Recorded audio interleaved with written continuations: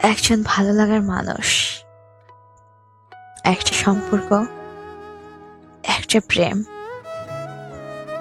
যখন শুধুই একতরফা হয়, তখন কিছু বিষয় মাথায় রাখা উচিত। আপনার মনের, আপনার নিজস্ব দুনিয়ার একটা বিশাল অংশ জুড়ে যেমন সেই মানুষটার বাস, ঠিক তেমনি তার বিশাল মনে, তার বিশাল পৃথিবীর কোনো অংশেই আপনার কোনো অস্তিত্ব নেই, এটাও ধ্রুব সত্য। ভালো লাগাটা আপনার, ভালোবাসাটাও আপনার, তাই মানুষটার অনুভূতির মূল্যায়ন করার দায়িত্বটাও দিন শেষে আপনারই। আপনি সারাদিন তার ভাবনায় মগ্ন হয়ে থাকেন, তাকে ছাড়া হয়তো কিছুই আপনার চিন্তায় আসে না, কিন্তু আপনি তার এমন একজন মানুষ যে কিনা সামনে গেলেও নজরে নেয়ার সুযোগ নেই।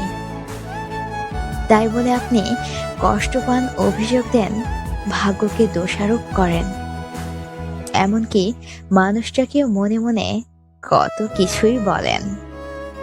কিন্তু আপনার এই আবেগ অনুভূতির মাঝে সেই মানুষটার দোষটা কোথায়? তার কি অপরাধ বলতে পারেন? আপনি ভালোবাসেন ঠিক আছে, কিন্তু তারও আপনার জন্য একই অনুভূতি কাজ করবে, এটা ভেবে নেওয়াটা খুবই অন্যায়। আমরা চাই জোর করে অথবা যে কোনো উপায়ে মানুষটাকে হাসিল করতে।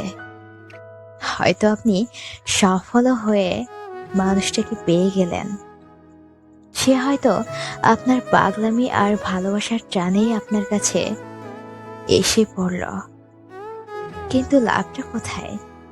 সে কি পারবে আপনাকে আপনার মতো তীব্রভাবে ভালোবাসতে? কাউকে মনের জায়গা দেয়া আর কাউকে মেনে নেওয়াটা এক জিনিস নয়।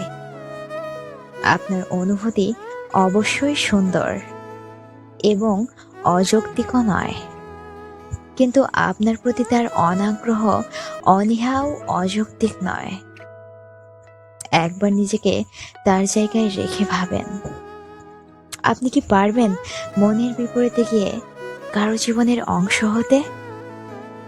আর হয়ে গেলেন কোনোভাবে, কতদিন টিকবে এই মিথ্যা আবেগের মোহ?